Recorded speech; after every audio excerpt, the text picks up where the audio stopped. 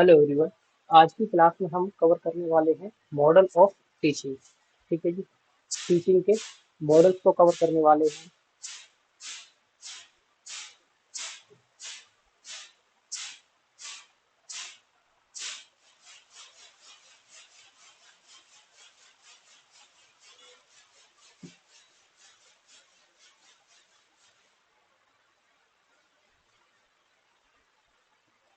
तो पहला मॉडल है हमारा। पहले तो इस चार्ट को समझते हैं कि टीचिंग के मॉडल कितने तरीके के होते हैं। देखो, इन्होंने तीन तरीके से डिवाइड कर रखा है टीचिंग के मॉडल। तो एक तो होते हैं हिस्टोरिकल टीचिंग मॉडल, एक होते हैं साइकोलॉजिकल, और एक होते हैं मॉडर्न। मॉडर्न की बात करें हम तो फिलहाल में जो चल रहे हैं ना, टेक्नोलॉजी से रिलेटेड जो है। कल हमने बात भी की थी टेक्नोलॉजी से रिलेटेड, हमने टॉपिक भी पढ़ा था टीचिंग में ना, मॉडर्न टीचिंग मेथड्स पढ़े थे। हिस्टोरिकल जो हम बोल सकते हैं इसको, ये ट्रेडिशनल है। हिस्टोरिकल हिस्टोरिकल को हम ट्रेडिशनल बोल सकते हैं। ठीक है। साइकोलॉजिकल जो है वो एक तरीके से कहीं ना कहीं हम बात करें तो इंटरेक्शन की बात करते हैं, वो टीचर और स्टूडेंट की। जैसे कि हम सोसाइटी में भी रह के सीखते हैं, कुछ ट्रेनिंग दी जाती है ना, इंटर्नशिप वगैरह दी जाती है। वो सारी चीजें मतलब जब एक दूसरे से जो एक्सचेंज होते हैं आइडिया। ठीक है। तो हिस्टोरिकल में तीन तरीके से हैं। एक तो होता है सोक्रेटिक टीचिंग मॉडल, एक होता है क्लासिकल ह्यूमनिस्टिक मॉडल, ह्यूमनिस्टिक है ना, और एक होता है पर्सनल डेवलपमेंट मॉडल। अगर हम साइकोलॉजिकल की बात करें तो यहाँ पर बेसिक टीचिंग मॉडल है, इंटरेक्शन है, और स्कूल लर्निंग है, और उसके बाद कंप्यूटर बेस्ड टीचिंग भी होता है। कंप्यूटर बेस्ड टीचिंग भी होता है। उसके बाद मॉडर्न की अगर हम बात करें नाउ एडे, तो इंफॉर्मेशन प्रोसेसिंग टीचिंग मॉडल होता है, पर्सनल टीचिंग मॉडल होता है, और सोशल इंटरेक्शन है। देन बिहेवियर मॉडिफिकेशन भी होता है इसमें। ठीक है। बिहेवियर मॉडिफिकेशन भी होता है। इसके बाद देखो, अब वन बाई वन इसको हम डिस्कस करते हैं। सबसे पहले हम बात करें तो हिस्टोरिकल टीचिंग मॉडल की। हिस्टोरिकल टीचिंग मॉडल में आता है अपना पहला जो है Socratic teaching model.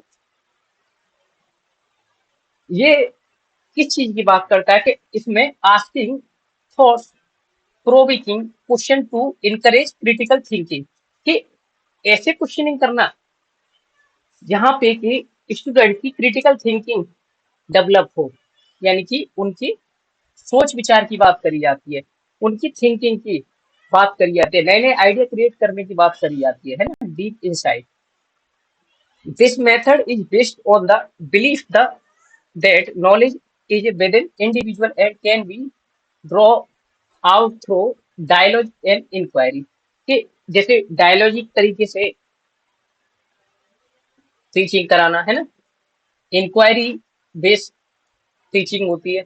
Socratic teaching का जो एम होता है वो होता है learning process wise challenging assumption explore नई आइडिया, कि नए नए आइडिया को क्रिएट करो, नए नए आइडिया जनरेट करो, ऐसे तरीके से जो है वो बच्चों को लर्निंग कराओ, जिससे कि वो नई नई चीजें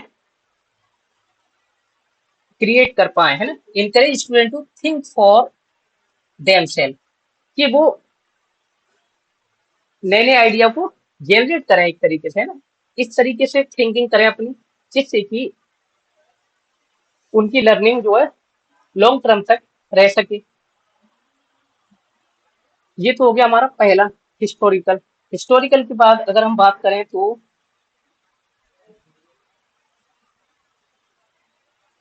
होता है क्लासिकल ह्यूमनिस्टिक मॉडल। इसका जो एम होता है वो स्टूडेंट सेंट्रिक लर्निंग होती है। हमने कल जो बात की थी लेक्चर में, अपने में पिछले लेक्चर में, उसमें हमने एक चीज पढ़ी थी, आपको ध्यान हो तो। हमने उसमें डिस्कस किया था ट्रेडिशनल मेथड में जो है वो लेक्चर मेथड, है ना। लेक्चर मेथड लेक्चर मेथड क्या होता है, वो ओल्ड मेथड होते थे ये। जैसे कि एक क्लास में टीचर जो है वो लेक्चर दे रहा है, और काफी सारे बच्चे जो है उस लेक्चर को जो है वो सुन रहे होते हैं, है ना। तो ये स्टूडेंट सेंट्रिक है एक तरीके की, लेकिन ये वाला स्टूडेंट सेंट्रिक है। क्यों? क्योंकि स्टूडेंट अपने हिसाब से चीजों को सीखते हैं, नहीं कि टीचर सेंटर है। अब देखो, ओल्ड में तो लेक्चर मेथड में तो टीचर पे फोकस है सारा, जो भी कुछ पढ़ाएगा वो टीचर ही देगा, बच्चे अपने आप से कुछ नहीं करते थे। लेकिन स्टूडेंट सेंटर की अगर हम बात करें ना, तो यहाँ पर केवल बच्चों को हम बात करें तो हिंट दी जा रही है बस, है ना, एक हिंट दी जा रही है, उसके हिसाब से वो जो है अपनी लर्निंग करते रहते हैं। Recognise the role of teacher as the facilitator. Facilitator का मतलब क्या हुआ कि टीचर बस केवल उनको पीछे से हिंट दे रहा है चीजों की, या हम बात करें कि बच्चे खुद से लर्निंग कर रहे हैं और उनको जो भी प्रॉब्लम्स आती हैं उस लर्निंग के दौरान, तो टीचर उनकी जो प्रॉब्लम्स है उनको सॉल्व आउट करता है और उनको गाइडेंस का काम करता है। जैसे पीएचडी करते हैं तो वहां पर एक गाइडेंस के लिए सुपरवाइजर मिलता है ना, उसी चीज की बात करी जा रही है यहाँ पर, जो सुपरवाइजर के अंडर रहकर हम काम कर रहे होते हैं। दिस मॉडल इंकरेज करता है development of a positive and supportive classroom environment. कि पॉजिटिव और सपोर्टिव, सपोर्टिव का मतलब कि टीचर की केवल सपोर्ट ली जा रही है, यहाँ पर काम सारा कुछ बच्चे ही करते हैं, सीखते खुद ही हैं बच्चे हैं। Environment that foster student interesting motivation creativity and self expression. Self expression का मतलब कि खुद के ही एक्सप्रेशन को यहाँ पर ज्यादा इंपॉर्टेंस दी जाती है। It also emphasizes the importance of personalized learning experience। बिल्कुल, पर्सनलाइज लर्निंग एक्सपीरियंस का मतलब देखो, सीख तो बच्चे खुद से ही रहे ना, यहाँ पर टीचर का काम केवल फैसिलिटेटर का है ना, टीचर का काम केवल फैसिलिटेटर का है। Individualised feedback and opportunity for self reflection and self evaluation. कि खुद की जजमेंट, खुद के रिजल्ट को जज करो, खुद की परफॉर्मेंस को जज करना, है ना, वो सारी चीजें क्लासिकल ह्यूमनिस्टिक मॉडल के अंतर्गत आती हैं। उसके बाद अगर हम बात करें तो नेक्स्ट है हमारा personal development model. Personal development model जो फोकस करता है वो करता है helping student develop self awareness. तो उनको सेल्फ अवेयरनेस करना, है ना, जैसे पिछले से कहीं ना कहीं ये related self esteem and interpersonal skill. Interpersonal skill का मतलब जब हम, जैसे कि ए बंदा है एक और एक बी बंदा है, जब ये दोनों लोग आपस में इंटरेक्शन करेंगे, है ना, अपने आइडियाज को एक्सचेंज करेंगे, ये जब अपने आइडिया को ये एक्सचेंज करेंगे तो यहाँ पर इनके स्किल ही काम आएंगे कहीं ना कहीं, है ना, कि ये कितने अच्छे तरीके से अपनी बात सामने वाले के सामने रखता है, ये कितने अच्छे तरीके से अपनी बात को इसके सामने रखता है। तो कहीं ना तो उसको हम इंटरपर्सनल स्किल ही बोलते हैं। It emphasise the importance of personal growth and role of education is fostering student personal and social development। इससे क्या पता चलता है कि भाई हम कितने अच्छे तरीके से सोसाइटी में रहकर सीखते हैं, अपने आइडिया को एक दूसरे से एक्सचेंज करते हैं। दिस मॉडल इंकरेज करता है इस चीज पे कि स्टूडेंट जो एक्सप्लोर करते हैं अपनी स्ट्रेंथ को, अपने इंटरेस्ट को, है ना, और value and provide the opportunity for self reflection, goal setting and feedback.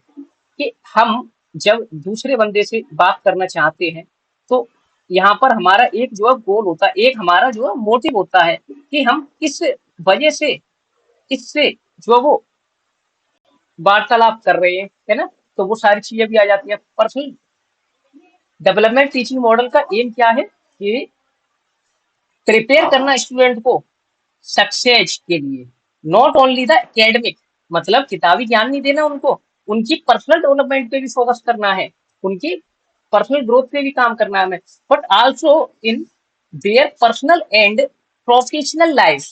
कि उनको किताबी ज्ञान के साथ साथ, एकेडमिक ज्ञान के साथ साथ उनकी कहीं ना कहीं सेल्फ यानी कि खुद की डेवलपमेंट कैसे होगी, है ना, उस चीज पे भी काम करना। उसके बाद हम बात करें साइकोलॉजिकल टीचिंग मॉडल्स की। तो देखो, साइकोलॉजिकल टीचिंग मॉडल की अगर हम बात करते हैं तो ये बेसिक टीचिंग मॉडल होते हैं जो कि सिंपल एंड वाइडली यूज करे जाते हैं टीचिंग में। और इनकी 4 स्टेज होती है। पहली स्टेज की बात करें तो पहली स्टेज होती है प्रिपरेशन। तो ये सीक्वेंस आपको याद करना रहेगा, है ना। कि पहले प्रिपरेशन करते हैं किसी चीज की, उसके बाद हम उसको प्रेजेंट करते हैं सामने वाले को, है ना। देन उसकी प्रैक्टिस की जाती है, उसके बाद असेसमेंट की जाती है। असेसमेंट का काम मतलब कि अपने जो भी हमने वर्क किया है उसको इवेल्युएट करना, उसको इवेल्युएट करना, यानी कि एंड रिजल्ट की बात करते हैं यहाँ पर, एंड रिजल्ट की बात करते हैं, ठीक है।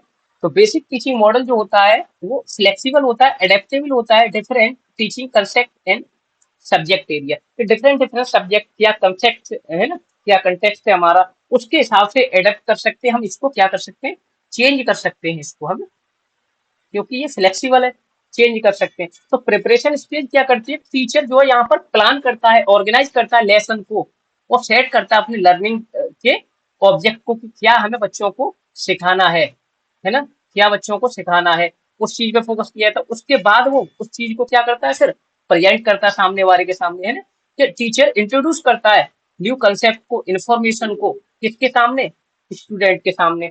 उसके बाद प्रैक्टिस की बात करें तो स्टूडेंट जो है इंगेज होते हैं एक्टिविटी में, जो टीचर सिखा रहा होता है, और वहां पर वो अपनी जो भी लर्निंग की होती है उन्होंने उसको अप्लाई करते हैं, रीइंफोर्मेंस देयर रीफोर्स देयर लर्निंग।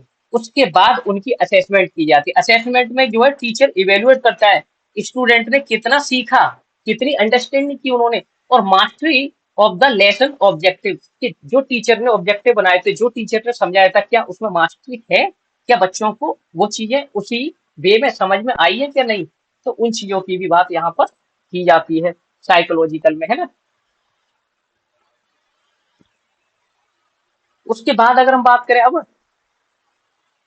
कि इंटरेक्शन टीचिंग मॉडल, इंटरेक्शन तो सामने वाले से ही करेंगे हम, है ना? कोई सामने होगा इंटरेक्शन के लिए तभी किया जाएगा। तो इंटरेक्शन का मतलब क्या होता है कि इम्पोर्टेंस होता है ये एक्टिव स्टूडेंट के लिए participation and interaction in the learning process. देखो इंटरेक्शन तो तभी हो पाएगी, इंटरेक्शन मॉडल तो तभी होगा जब टीचर के सामने स्टूडेंट होंगे, है ना। टीचर एक तरफ टीचर और एक तरफ स्टूडेंट है, आमने सामने होंगे तभी इंटरेक्शन होगी। तो ये मॉडल जो है वो फोकस करता है idea that learning is a social activity, कि लर्निंग क्या है, एक सोशल एक्टिविटी है जो कि इन्वॉल्व करती है कोलैबोरेशन, यानी कि मिलकर एंड डिस्कशन करना, और फीडबैक की बात करती है। ये मॉडल जो है टीचर एक्ट करता है एज ए फैसिलिटेटर का, यहाँ पर भी फैसिलिटेटर की बात होगी, और गाइड करता है एंड सपोर्ट करता है स्टूडेंट को कि वो एंगेज करें ग्रुप एक्टिविटी में, डिस्कशन करके सीखें, वो प्रॉब्लम सॉल्विंग टास्क दिए जाते हैं उनको, कि जैसे चार लोगों का, हमने चार स्टूडेंट का एक ग्रुप बना दिया और उनको एक टास्क दे दिया, तो उस टास्क को वो क्या करते हैं, फिर ये मिलकर ये कंप्लीट करते हैं इस टास्क को, है ना, इंटरेक्शन करके, डिस्कशन करके। तो इंटरेक्शन टीचिंग मॉडल जो इंकरेज करता है स्टूडेंट को, डेवलप करता है उनकी कम्युनिकेशन को एंड उनके इंटरपर्सनल स्किल को, यानी कि उनके आपस में जो स्किल्स होते हैं एक दूसरे, अब देखे, अब जो टीचर ने यहाँ पर इनको एक टास्क दिया है, ये टास्क के बारे में जरूरी तो नहीं है कि एक बंदे को सारी नॉलेज हो, इसके पास कुछ स्किल्स होंगे, इसके पास कुछ स्किल्स होंगे, है ना।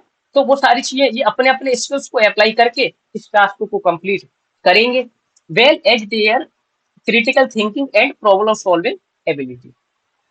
ठीक है, इंटेक्शन में तो यही थी। अब इसके बाद हम बात करते हैं, तो यहाँ पर देखो स्कूल लर्निंग मॉडल होता है एक। स्कूल लर्निंग मॉडल का मतलब क्या होता है, ये टीचर और लर्निंग के लिए take into account the multiple factor of influence student academic and personal development के, कई सारे फैक्टर जो है इस पे इम्पैक्ट डालते हैं ना। दिस मॉडल रिकॉग्नाइज किया गया इम्पोर्टेंस और क्रिएटिंग एक positive and supporting learning environment के लिए, कि काफी सारी चीजें लाई गई इसके अंतर्गत, जहां पर क्रिएट करना पॉजिटिव और सपोर्टिंग लर्निंग एनवायरनमेंट। जैसे कि अब सपोज करो एक क्लास चल रही है, अब बाहर से आ रहा है साउंड का शोर, तो क्या आपको लगता है कि ये क्लास सही से चल पाएगी? बिल्कुल नहीं, है ना। तो एक ऐसा एनवायरनमेंट क्रिएट करना जिससे कि जो टीचिंग यहाँ पर चल रही है वो अच्छी तरीके से हो सके, है ना। फोस्टरिंग स्टूडेंट मोटिवेशन, और स्टूडेंट को मोटिवेट किया जा सके, और उनकी जो एंगेज मतलब उनको उसमें एंगेज करा के रहना है ना, कि उनको भी इंटरेस्ट आए पढ़ने में, एंड प्रोवाइड करना उनको पर्सनलाइज एंड डिफरेंस इंटरेक्शन के डिफरेंट डिफरेंट तरीके से उनको जो है सिखाना चाहिए, जिससे कि उनको भी पढ़ाई में इंटरेस्ट आए, है ना। स्कूल लर्निंग मॉडल जो है वो इम्पोर्टेंस है किस लिए, कोलेबरेशन के लिए एंड कम्युनिकेशन बिटवीन टीचर और student, family as well as the use of data and evidence based practice to inform करना इंटरेक्शनल डिसीजन एंड इम्प्रूव करना स्टूडेंट के आउटकम को, स्टूडेंट के जो आउटकम मतलब जो रिजल्ट निकल के आने हैं उस पे फोकस करना। जैसे कि अभी आपने देखा होगा स्कूल लर्निंग मॉडल में, जैसे कि पेरेंट्स मीटिंग होती है बीच बीच में, है ना, तो वो किस लिए होती है, वो होती है बच्चों की स्ट्रेंथ पे काम किया जाता है उसमें, कि क्या क्या जो है वो वीक पॉइंट है उनके, है ना, उन चीज पे फोकस किया जाता है। तो यहाँ पर जो है वो टीचर स्टूडेंट फैमिली इन सब की जो है मीटिंग होती है, जिससे कि बच्चों के आउटकम पे बात करी जाती है, उनके वीक पॉइंट पे बात करी जाती है।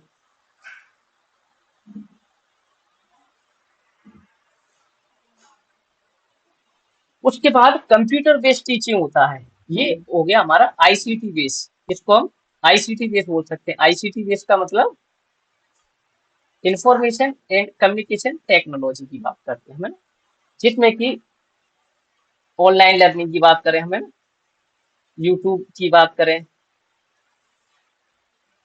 ऑनलाइन ऑनलाइन में अभी आपने एक सुना होगा मूक, है ना, मैसिव ओपन ऑनलाइन कोर्स चलते हैं, काफी सारी जो वो एप्स आ गई हैं, अब है प्राइवेट एप्स चलाते हैं अब, तो वो सारी चीजें कंप्यूटर बेस्ड टीचिंग मॉडल हम बोल सकते हैं।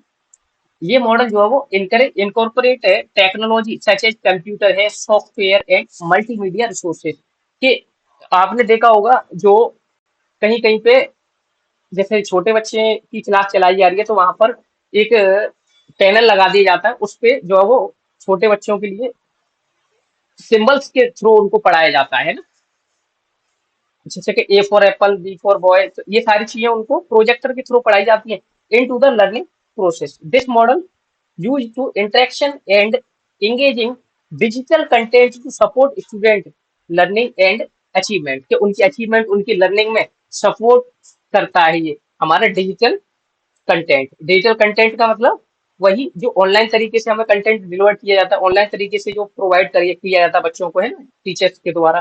कंप्यूटर बेस्ड टीचिंग जो होती है वो model can be provide personalise and self pace instruction, कि हम कभी भी कहीं से भी इस चीज को जो है वो डिलीवर कर सकते हैं, जिससे कि बच्चे आसानी से उसको जो वो अचीव कर सकते हैं। और इमीडिएट फीडबैक भी होता है यहाँ पर, एंड द असेसमेंट भी होती है यहाँ पर, अपॉर्चुनिटी होती है स्टूडेंट के पास कि कोलेबरेट करना और कम्युनिकेशन करना। यहाँ पे ये मॉडल जो है वो integration of diverse media format में होता है, जैसे कि वीडियो भी होती है इसमें, इसमें ऑडियो का भी यूज होता है, इसमें इंटरेक्शन या इंटरेक्टिव सिमुलेशन की भी बात करी जाती है, कि एक ऐसा एनवायरनमेंट क्रिएट कर देते हैं जैसे कि मान लो बच्चों को ऐसा लगता है कि क्लास में ही जो है वो लेक्चर चल रहा है ना, जो कि एनहांस करता है बच्चों की इंगेजमेंट को और उनकी मोटिवेशन को। उनको मोटिवेट भी तो करके रखना होता है, बच्चों को जब तक मोटिवेट नहीं किया तब तक वो जो है वो उनको इंटरेस्ट नहीं आएगा पढ़ने में।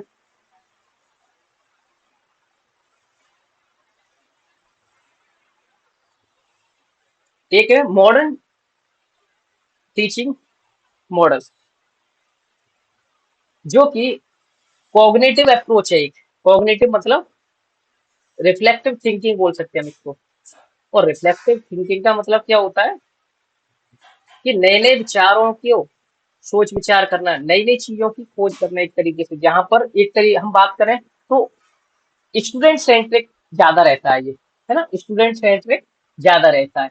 Teacher and learning that focus किया जाता है यहाँ पर, कि how student acquire and store and receive information, के स्टूडेंट एक बच्चे जो कैसे इंफॉर्मेशन को जो वो एक्वायर करता है, कहाँ से एक्वायर कर रहा है, कैसे वो जो है स्टोर करके रखता है उसको, और किस हिसाब से वो अपनी जो इंफॉर्मेशन है उसको रिसीव करता है, उसको प्राप्त करता है। ये मॉडल जो है वो इम्पोर्टेंट होता है हो जाता है हमारा provide student with explicit instruction on how to process and organize information कि कैसे इंफॉर्मेशन कोई डिलीवर करी जाती है, उसकी क्या स्ट्रेटजी रहेगी, कैसे रिहर्सल, एलोबरेशन, है ना, एंड निमोनिक्स के थ्रू बच्चों को सिखाना, जो कि एनहांस करता है उनकी मेमोरी एंड लर्निंग को। बिल्कुल, निमोनिक्स के थ्रू जब तक पढ़ाया नहीं जाएगा तब तक चीजें आसानी से समझ में भी नहीं आती है, न लंबे समय तक हम उसको जो है स्टोर करके रख पाते हैं ना। अगर बच्चों को कोई चीज बताइए तो निमोनिक्स के थ्रू ज्यादा सीख पाते हैं वो, है ना। उनको पिक्चर्स दिखाई जाएगी तो भी एक इस चीज का भी फर्क पड़ता है ना, पिक्चर्स के थ्रू। क्यों? क्योंकि देखो, अगर केवल थ्योरी ही थ्योरी चलाई जाए तो कहीं ना कहीं ज्यादा हार्ड रहता है उस चीज को लर्न करना, है ना, रिटेन करना। Information process of teaching model also encourage करता है ये development of the metacognitive thinking के, थिंकिंग अबाउट थिंकिंग बोल सकते हैं हम, है ना, कि एक बियॉन्ड लेवल की थिंकिंग, सोच विचार रखना, जैसे जिससे कि self regulation and reflection and self monitoring हम कर सकें, जिस जो कि हेल्प करता है स्टूडेंट की more effective and independent learning को। कि भाई सारा कुछ जो है वो बच्चे खुद से ही करते हैं, वो सेल्फ तरीके से ही सारी कुछ चीजें सीखते हैं, लर्न करते हैं। जैसे वो नहीं होता है, एक्सपेरिमेंट करते हैं किसी भी चीज का, तो वो क्या होता है, वो भी मेटाकॉग्निशन स्किल होते हैं उनकी एक तरीके से, है ना, जो कि इंडिपेंडेंट लर्नर होते हैं।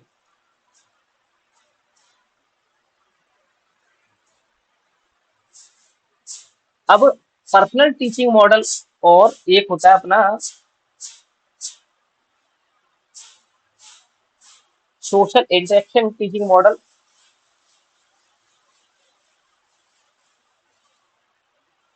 Then behaviour modification teaching model. ये काफी इंपॉर्टेंट हो जाते हैं, तो इनको हम डिटेल में डिस्कस करेंगे ना। मतलब काफी बार इन तीन मॉडल से ही क्वेश्चन जो है पूछ लिया गया है। इसकी पीडीएफ मैं अभी आपको दे दूंगा, जब तक आप इसको लर्न कर सकते हैं, आप पढ़ सकते हैं पीडीएफ को, ठीक है। अगला जो लेक्चर है इसका सेकंड पार्ट जो आएगा, उसमें हम ये तीन बचे हुए मॉडल्स को डिस्कस करेंगे डिटेल में, ठीक है जी। आई होप ये लेक्चर आपको अच्छे लगा होगा।